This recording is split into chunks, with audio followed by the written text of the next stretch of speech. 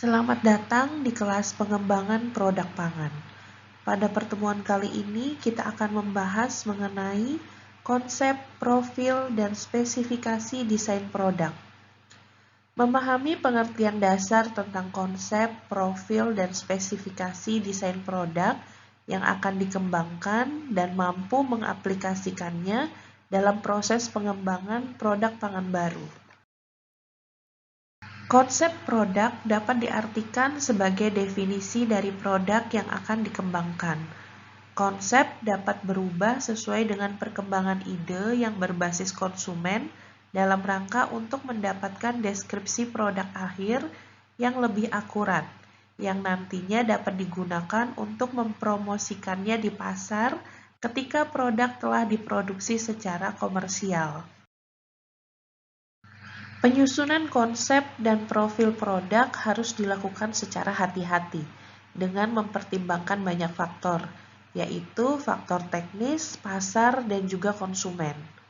Sistematika dalam perumusan suatu konsep produk melibatkan konsumen, dimulai dari konsep produk yang didasarkan pada pendapat konsumen, yang kemudian secara perlahan-lahan akan berkembang menjadi catatan singkat teknis operasional yang dapat digunakan untuk penelitian mengembangkan prototipe produk. Pendapat konsumen sebagai hasil dari pengujian terhadap produk prototipe akan berkembang lebih lanjut menjadi suatu deskripsi produk yang baru dan juga sekaligus dapat dijadikan sebagai konsep produk akhir. Sistematika yang pertama adalah pengembangan konsep ide produk berbasis konsumen, di mana konsep ide produk pada awalnya dapat dikembangkan dari riset pasar dan juga konsumen. Biasanya menggunakan metode panel diskusi konsumen atau kelompok fokus konsumen. Terdiri dari sekitar 30-60 konsumen dalam kelompok diskusi kecil yang terdiri dari 6-8 orang. Kemudian akan mendiskusikan hal-hal yang diinginkan dan juga yang dibutuhkan oleh konsumen dari sebuah produk. Pengembangan ide berbasis konsumen juga dapat memberikan rincian manfaat produk, yaitu manfaat dasar dari produk meliputi karakteristik fisik, baik itu dari segi ukuran, bentuk, dan juga warna, kemudian komposisi kimia, mutu sensori, nilai gizi, kualitas guna, dan fitur keamanannya. Manfaat paket produk antara lain juga harga, nilai uang, kemudahan penyimpanan, dan kemudahan penggunaannya. Selain itu juga ada manfaat psikologis antara lain seperti gengsi, kesepian, dan juga kesenangan. Ada juga manfaat kegunaan, yaitu manfaat yang berhubungan dengan kesehatan. Dan saat menuliskan konsep produk yang digunakan untuk keperluan panel konsumen, perlu juga memperhatikan sebaiknya tidak membuat deskripsi yang panjang. Kemudian berikan gambaran yang benar atas produk dan nyatakan kenyataan yang ada yang menunjukkan manfaat dari produk. Bisa dimulai dengan kategori produk, beberapa kata pembuka dari deskripsi konsep, dan juga sebaiknya menginformasikan secara tepat tentang jenis produknya. Selain itu dapat menggunakan bahasa sehari-hari yang sederhana dan juga umum. Kemudian sebutkan juga alasan tentang keberadaan produk. Ini adalah konsep produk sederhana yang dapat disampaikan saat panel konsumen berlangsung. Misalnya, produk topping salad buah baru diproduksi dengan hanya menggunakan buah dan mengandung pewarna dan flavor sintetik. Produk digunakan seperti halnya topping yang lain untuk es krim dan produk pencuci mulut yang lain. Kemudian, panel konsumen akan mengembangkan konsep ide dari produk topping es krim berupa salad buah. Sehingga beberapa konsep ide yang ditemukan seperti dikemas dalam kemasan plastik 300 ml, kemudian digunakan untuk es krim, kue dadar atau pancake, dan juga lain-lain. Kemudian vikositas toppingnya sama dengan produk yang telah ada di pasaran. Kemudian toppingnya haruslah natural, terbuat dari buah asli, rendah kalori, dapat dibeli oleh keluarga, dan dengan harga 10.000 sampai 15.000. Selanjutnya, panel konsumen akan mengidentifikasi karakteristik produk yang penting bagi konsumen dan kekuatan dari setiap karakteristik yang diinginkan oleh konsumen. Hal ini dapat dilakukan oleh konsumen dengan menggunakan kuesioner yang sudah dirancang untuk mengidentifikasi profil dari produk. Contoh kuesioner yang dapat digunakan seperti gambar berikut ini. Nah, di gambar ini menunjukkan garis skala pada karakteristik produk yang akan diidentifikasi. Konsumen kemudian akan memberikan tanda yang menunjukkan skala ideal bagi karakteristik yang dimaksud. Nah, setelah konsumen dapat mengidentifikasi karakteristik dari produk, maka profil dari suatu produk akan dapat dikembangkan. Identifikasi karakteristik produk ini dapat dilakukan melalui diskusi dalam suatu kelompok supaya diperoleh kesepakatan terhadap profil yang tepat bagi suatu produk itu yang mana. Nah, setelah dibuat konsep dan juga profil produk, selanjutnya spesifikasi desain secara kuantitatif akan dapat dikembangkan untuk aspek-aspek seperti pengolahan, pemasaran, dan juga lingkungan produk. Beberapa contoh atribut atau karakteristik produk yang dapat dipakai misalnya seperti kamera, dari segi kualitas gambar, kemudahan pemakaian, ukuran kamera, dan juga harganya. Kemudian untuk produk cairan pencuci mulut misalnya, maka karakteristik atau atribut produknya dapat berupa warna, efektivitas kerjanya membunuh kuman, harga, rasa, dan juga flavor. Kemudian contoh produk lipstick, misalnya atributnya adalah dari segi warna, wadah atau kemasannya, faktor prestisnya, dan juga rasa atau flavor. Kemudian contoh lain adalah kue Madeira. Bisa karakteristiknya dari segi warna, rasa, flavor, dan juga kelembapan. Sebelum memulai desain atau modifikasi produk, perlu dibuat spesifikasi desain yang singkat dan juga jelas, agar suatu produk yang spesifik dapat kemudian dikembangkan. Pada sebagian besar industri, biasanya dibuat beberapa spesifikasi desain sebelum proses desain dimulai. Tetapi pada industri pangan, biasanya ahli teknologi pangan akan lebih banyak bekerja pada pengembangan formula dan juga proses sebelum memperhatikan karakteristik yang diinginkan pada produk. Dan biasanya jarang menggunakan spesifikasi dengan skala kuantitatif.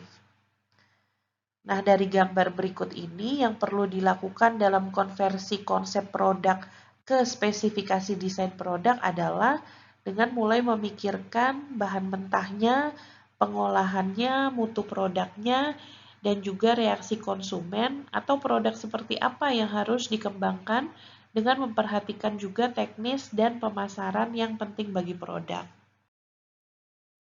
Dan 4 aspek penting dalam konversi konsep produk ke spesifikasi desain produk adalah dari segi produk, yaitu biaya, mutu produk, mutu kegunaan, gizi, dan juga keamanannya. Kemudian dari segi pengolahan, yaitu bahan mentah dan parameter pengolahan. Kemudian dari segi pemasaran, mulai dari jalur pemasaran, distribusi produk secara fisik, promosi, dan juga advertensi dan kompetisi. Kemudian kalau dari segi lingkungan, bagaimana kebutuhan konsumen, lingkungan sosial, lingkungan budaya, dan juga lingkungan ekonominya. Dalam menentukan desain produk, ada beberapa hal yang perlu diperhatikan. Yang pertama adalah deskripsi konsumen dan mutu produk. Deskripsi konsumen harus ditransformasikan ke mutu produk yang secara teknis memungkinkan untuk dilakukan. Kemudian mutu produk juga harus mencakup semua hal yang perlu diperhatikan dan diubah menjadi bentuk kuantitatif. Spesifikasi mutu produk perlu ditulis secara jelas dan bila perlu dibuat yang rinci, mencakup semua aspek seperti pada gambar berikut ini. Hal kedua yang perlu diperhatikan adalah bahan mentah. Penting untuk memiliki informasi terkait dengan apa saja bahan mentahnya, bagaimana ciri yang dimilikinya, dan apa ada batasan untuk penggunaannya. Setelah mengetahui karakteristik dari produk yang akan dikembangkan, penting untuk mengkaji bahan mentah, terutama dari segi sifat-sifat yang dimiliki, biaya bahan mentah, dan juga ketersediaan dari bahan mentah. Hal ketiga yang perlu diperhatikan dalam menentukan desain produk adalah variabel pengolahan. Pada variabel pengolahan perlu diketahui bahwa apa saja variabel pengolahan yang berpengaruh dan apa saja pembatas yang berpengaruh pada variabel pengolahan. Kondisi pengolahan yang berbeda mungkin akan mempengaruhi proses transformasi bahan mentahnya. Oleh karena itu, diperlukan sebuah percobaan untuk mengolah bahan mentah pada kondisi pengolahan yang berbeda. Formulasi tidak dapat dipisahkan dari pengolahan. Terkadang formulasi yang dilakukan di laboratorium dengan peralatan skala kecil, ketika ditransfer ke skala industri hasilnya bisa dapat sangat berbeda. Oleh karena itu, variabel pengolahan dan pembatasnya dapat ditentukan sesuai dengan kondisi yang akan diterapkan di pabrik sebelum formulasi dimulai. Hal yang perlu diperhatikan keempat adalah pengemasan. Tipe dan metode pengemasan kadang menjadi pembatas karena tipe dan metode pengemasan yang tersedia tidak sesuai dengan yang dibutuhkan oleh produk. Biasanya karena karakteristik dari produk tersebut. Berikut contoh menguraikan persyaratan pengemasan pada spesifikasi desain produk. Hal selanjutnya yang perlu diperhatikan adalah pasar. Pasar dan metode pemasaran perlu ditentukan termasuk metode distribusi produk secara fisik dan metode promosi untuk menembus pasar. Dan ini adalah contoh uraian pasar dan pemasaran pada spesifikasi desain produk. Berikut ini adalah contoh pernyataan umum konsep produk. Salah satu produk sosis tidak mengandung daging yang dibuat dengan menggunakan sumber protein, lemak, dan penstabil bukan daging. Produk dikemas menggunakan plastik tahan panas dan sasaran segmen pasar khususnya konsumen yang tidak diperkenankan atau sengaja tidak mengkonsumsi daging. Tetapi produk tersebut harus dapat diterima oleh pasar umum.